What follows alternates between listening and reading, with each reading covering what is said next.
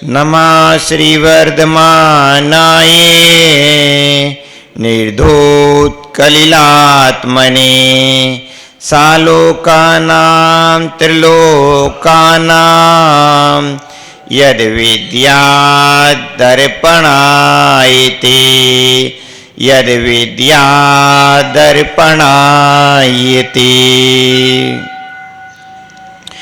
गुरु अरहत गुरु सिद्ध गुरुराचार्य पाटिका गुरु साक्षात् परम साधु तस्मै श्री गुरवे नमः। तस्मै श्री विराट गुरवे नमः।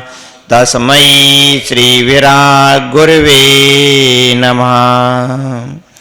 अनंतानंद सिद्ध परमेष्टि भगवानी की, देवादिदेव एक खजरा श्री पार्श्वनाथ भगवानी की, देवादिदेव एक खजरा श्री श्रीमंदर स्वामी भगवानी की, परम पूज्य आचार्य शमंत्रभद्र स्वामी की, परम पूज्य वात्सल रत्नाकराचार्य श्री विमल साई जी महाराज की, परम पूज्य तपस्वी सम्राटाचार्य श्री सन्मति साई जी महाराज की, परम पूज्य योग प्रतिकोण प्रवर्तक सर्वोत्कृष्ट समाधि साधक गणाचार्य गुरुदेव श्री विराट साई जी महामुनि राज की, परम पूज्य श्रोणियाचार्य श्री विशुद्ध साई जी महामुनि राज की, अहिंसामयी विश्व धर्म की।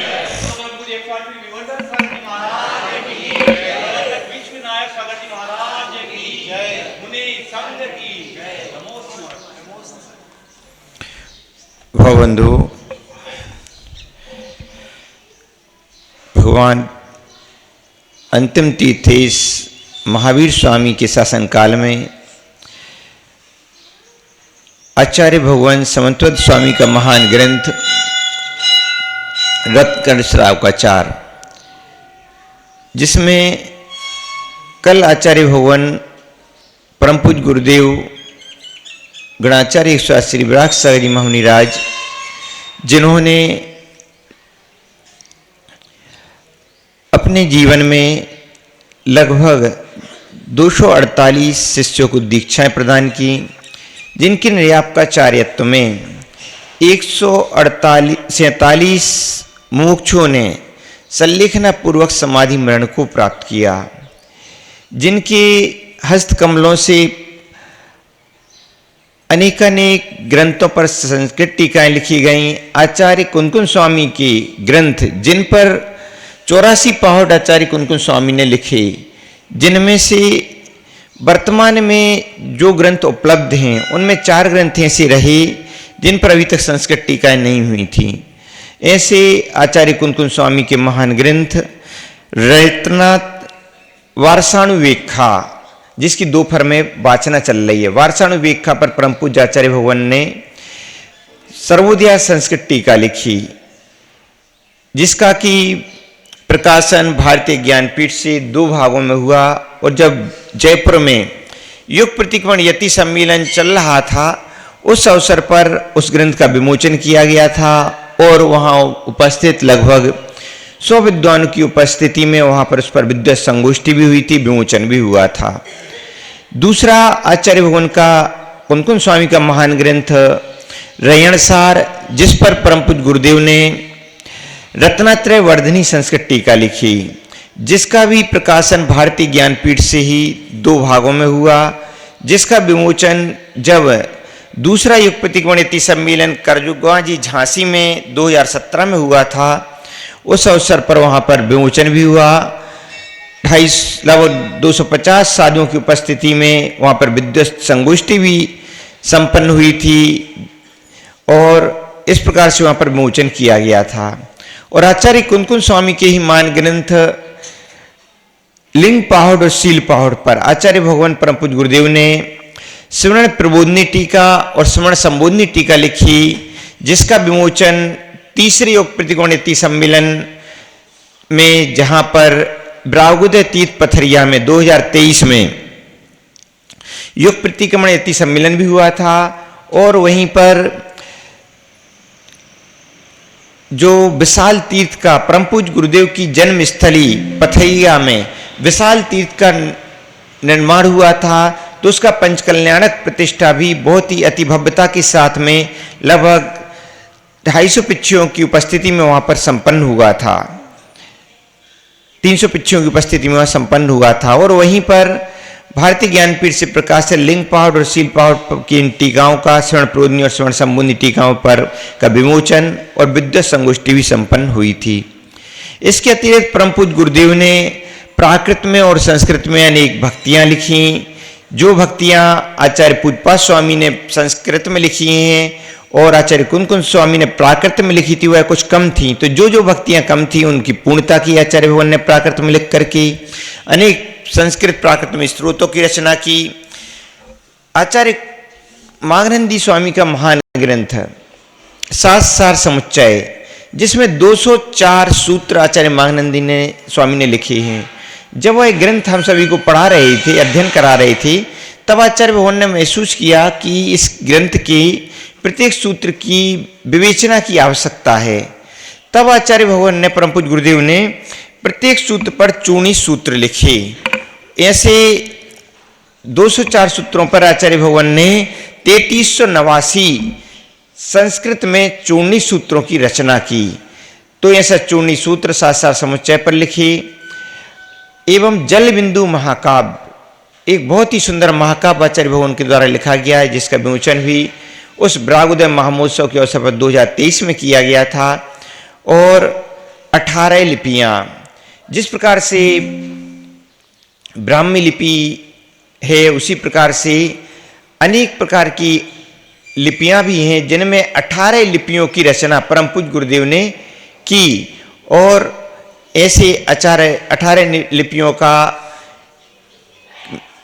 लेखन जब ब्रागोदय का पंचकल्याणक हुआ, तो वहां के पंचकल्याणक में वहां पर लाल पत्थर जो वहां पर सबसे नीचे की मंजर में लगाया गया था, तो वहां पर चत्तारी नमोकार मंत्र और चत्तारी मंगल का पाठ उन अलग अलग लिपियों में वहां पर उत्कीर्ण किया गया।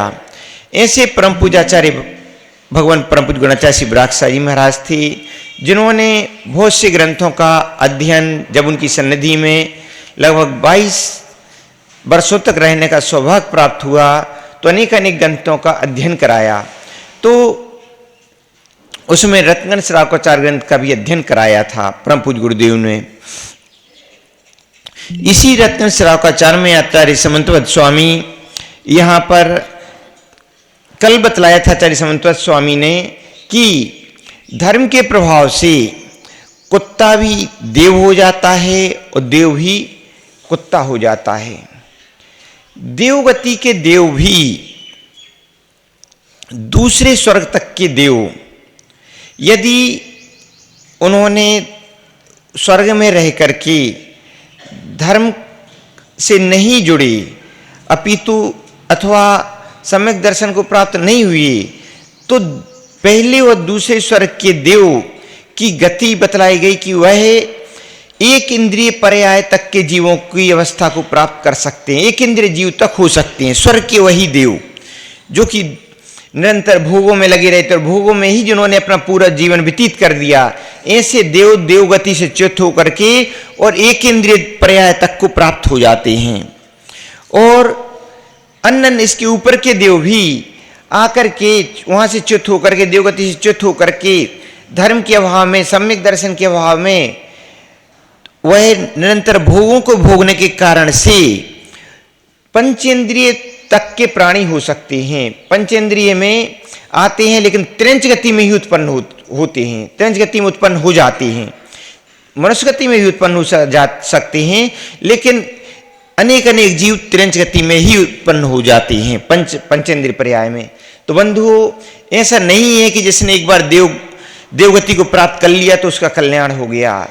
देवगति के जीव भी यहाँ पर आकर, इस मध्यलोक में आकर के एक इंद्रिय पर्याय को और त्रस पर्याय को भी प्राप्त कर लेते हैं, त्रिंच गति की पर्याय को भी प्राप्त कर लेते हैं। तो बंधु, ये इस प्रकार की अवस्थाएं भी बन जाती हैं। और अन्य त्रिंच जीव भी धर्म को धारण करके वह भी क्या हो जाते हैं, देव होते हैं। तो यह सम्यक दर्शन का प्रभाव होता है, धर्म का प्रभाव होता है। कल आचार्य भगवान ने बतलाया कि स्वापी देवोपि देवा, स्वान भी क्या हो जाता है, देव हो जाता है, कुत्ता भी देव हो जाता है। कुत्ता।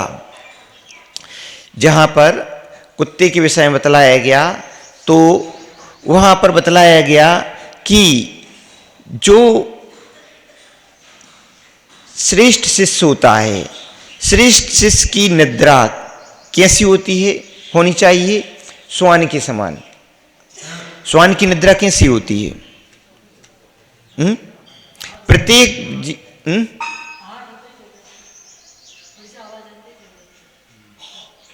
प्रत्येक जीव में कुछ गुण होते हैं तो कुछ दोष भी होते हैं। कुत्ता कुत्सित स्वभाव का होता है, हिंसक स्वभाव का होता है, हिंसा उसका स्वभाव होता है, लेकिन उसमें गुण भी पाया जाता है। गुण यह होता है कि वह वफादार होता है। कुत्ता की वफादारी के अनेक उदाहरण मिलते हैं। तो कुत्ता जहाँ पर जिसके मालिक के पास रहता है तो उस मालिक के रहते पास में यदि कभी प्रसंग आ जाए, कोई वहाँ पर अनजान व्यक्ति आ जाए तो वह भौंक करके उसको भगाता है, और कभी कोई अन्य वस्तु वहाँ से ले जाए तो उसके पीछे दौड़ता भी है। तो उसमें यह वफादारी का गुण होता है। इसी प्रकार से जो श्वान कुत्ते की निद्रा होती है, कुत्ते की निद्रा इस प्रकार की होती है, थोड़ी सी उसको आवाज आए तुरंत ही क्या हो जाता है? जागृत होता है, जागृत हो जाता है, श्वान निद्रा। तो इसी प्रकार से शिष्यों को भी कहा गया कि जो शिष्यों की निद्रा भी कैसी होनी चाहिए? श्वान के समान। क्यों? थोड़ा सा ही आहट मिले तो जाग जाना चाहिए। क्यों? क्योंकि थोड़ी सी आहट मिली, समय पर जागना और समय पर सोना, तो समय पर जाग भी जाना चाहिए। थोड़ी सी आहट मिले तो जाग जाना चाहिए। क्यों? क्योंकि यदि हम समय से नहीं जागे तो फिर शिष्य अपने याद करने का काम नहीं कर सकता। जो छात्र होता है वह याद नहीं कर सकता। यदि सोने सोने में ही लगा रहेगा और माँ ने थोड़ी सी उसके लिए क्या किया, माँ ने थोड़ी सी आवाज़ की कि बेटा जाग जाओ, बेटा नहीं जागा, सो ही रहा है, तो वह उसका अध्ययन अच्छा नहीं हो सकता, और अध्ययन अच्छा नहीं होता होगा तो पढ़ाई अच्छी नहीं हो सकती। इस कारण से जहाँ पर सुक्ति शास्त्र में शिष्यों के लक्षणों में इस प्रकार का बतलाया गया कि श्वान निद्रा होनी चाहिए। बंधु, इस प्रकार से श्वान निद्रा तो हो लेकिन श्वान की प्रवृत्ति ना हो, श्वान के समान आचरण ना हो, इस बात का भी ध्यान रखना चाहिए। और जीवन में इस प्रकार का कार्य करना चाहिए कि जीवन में हम धर्म सहित कार्य करें। जिसने धर्म सहित कार्य किया उसका जीवन सुधर जाता, और जिसने धर्म के साथ कार्य नहीं किया उसका जीवन सुधर नहीं पाता। 30वें नंबर की कारिका में आचार्य भगवान बतला रहे हैं कि कभी भी भय के कारण से, आशा के कारण से, स्नेह के कारण से, लोभ के कारण से कुदेव, कुआगम, कुशास्त्र, कुलिंगी अर्थात जिन्होंने धर्म के मार्ग पर तो आए हैं, साधु का वेश तो धारण किया है, लेकिन साधु का वेश इस प्रकार का है कि वह वेश उनके लिए संसार में भ्रमण कराने वाला ही है। ऐसे